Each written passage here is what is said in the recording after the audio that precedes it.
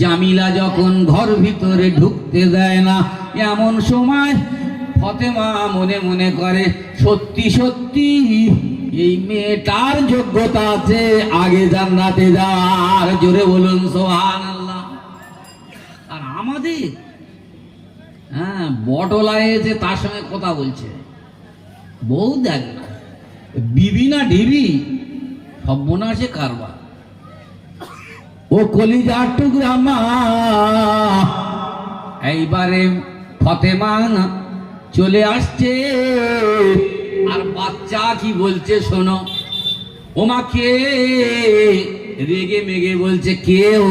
ও আমার মায়ের সঙ্গে দেখা করলো না, আমার মাকে চেনে। এমন সময় মসজিদে নববী ধারে এসেছে।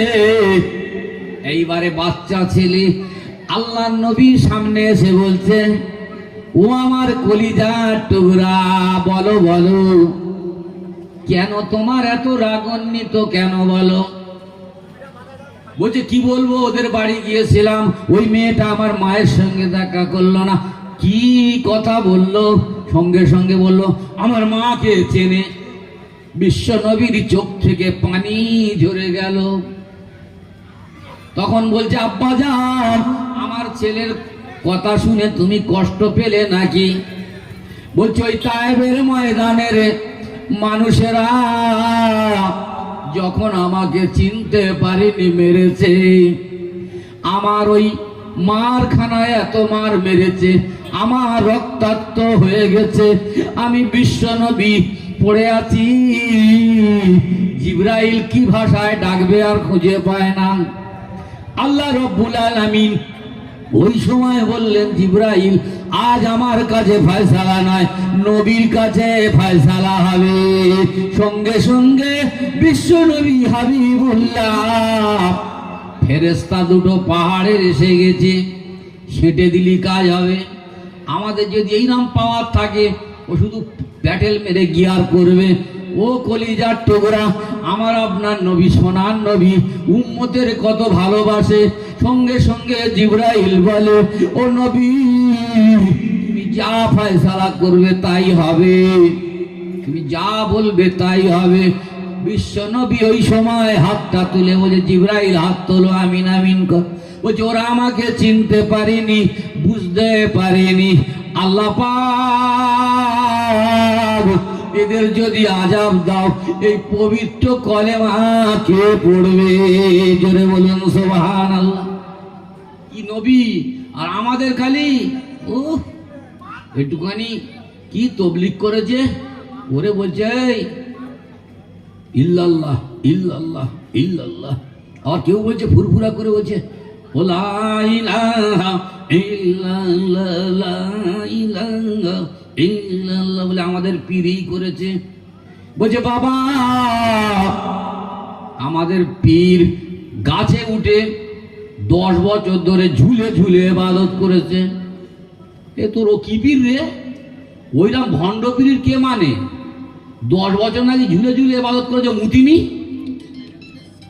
ও হাগিনি, ও এবার ঝুলে ঝুলে ইবাদত করে চালাকি হচ্ছে।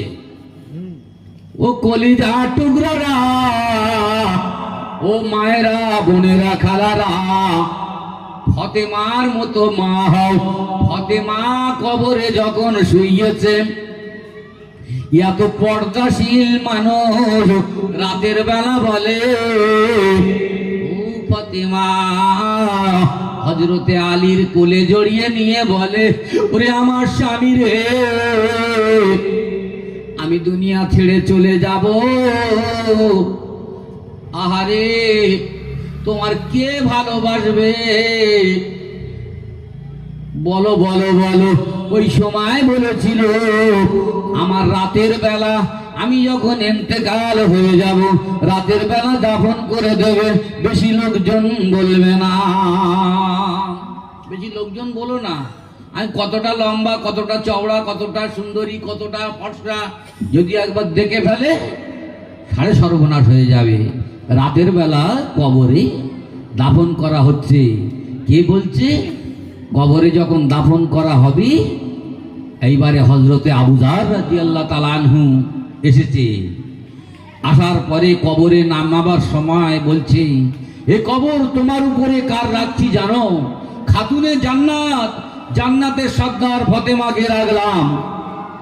এ কবর তোমার উপরে কার রাখছি জানো? হাসান হোসেন রাদিয়াল্লাহু তাআলা আনহুমার মাকে রাখলাম। আবার বলছে, হে কবর তোমার উপরে কার রাখছি জানো? শহরে খোদা আলী রাদিয়াল্লাহু তাআলা আনহুর বিবিকে রাখলাম। আবার বলছে, হে কবর তোমার উপরে কার রাখছি জানো? ইহাই হলো নবীর বেটি ফাতেমা। কবর থেকে আওয়াজ আসছে, আমি আমল আর ইমানের বাক্স, এখানে কোনো বংশবনিয়াদের পরিচয় হবে না। আর এই মুখ ফোলাচ্ছে, আমি অমুকের বেটা, অমুকের মেয়ে, অমুক পীর সাহেবের ভক্ত। তোমার কবরে গেলে পুরো শক্ত করে দেবে, কবর পিষে দেবে, তোমার আগা পিষে দেয় ঝেড়াম। কলিজার টুকরা আব্বাজান, আমার আম্মা জানেরা, সেই জন্য মা ফাতেমার মতো মা হও, তাহলে দুনিয়ায় শান্তি পাবে আর মৌতের পরে শান্তি পাবে। নইলে তুমি বিপদে পড়ে যাবে। দুনিয়ায় মনে মনে করছো এটাই আমার সবচেয়ে শেষ জায়গা। এটা তোমার শেষ জায়গা নয়, কবরটা তোমার ঘাঁটি। কবর যার শান্তির হবে তার আখিরাতের সমস্ত মঞ্জিল শান্তির হবে। আর কবর যার খারাপ হয়ে যাবে তার জীবনে বহুত কষ্ট আছে। সেই জন্য বক্তাও এসে গেছি, আপনারা যে যেখানে আছেন খাস করে মজলিসে চলে আসুন। বক্তা এসে গেছে, আর কোনো কথা হবে না। সেই জন্য সব থেকে দামি জিনিস হলো যে আখিরাতের খেতিবাড়ি হচ্ছে এই দুনিয়া। এই দুনিয়া থেকে যদি আমি আখিরাতের জন্য তৈরি না করে যেতে পারি, তাহলে আমার কপালে দুঃখ কষ্ট। তার কারণ আমি যদি কি হয়ে আসতাম, জানোয়ার হয়ে আসতাম, হিসেব দিতে হতো না। তার কারণ সিদ্দিকে আকবর রাদিয়াল্লাহু তাআলা আনহু রাস্তায় চলছে আর দেখছে এক জানোয়ার বৃক্ষের তলায় আরাম করছে। বলছে, ওই জানোয়ার খাও দাও, বৃক্ষের তলায় আরাম করো, তোমার কোনোদিন হিসেব দিতে হবে না। আমি আবু বকর আমার সারাটা জীবনের হিসেব দিতে হবে। কে বলছে? জান্নাতের সর্দার বলছে। আর আমাদের কোনো চিন্তা নেই, কবরের ঘাটি যেন আর পুরো ফায়ার করে রেখেছে, গেই মাত্র ঢুকে শুয়ে পড়বে আর জান্নাতের বাগান করে দেবে। নানির বাড়ি, বেশি বাড়াবাড়ি করো না। দুনিয়ার জমিনে এসেছো, দুনিয়ার জমিন থেকে চলে যেতে হবে। তো সেই জন্য আমাদের বক্তা এসে গেছে, আপনারা সেজন্য আপনারা তাড়াতাড়ি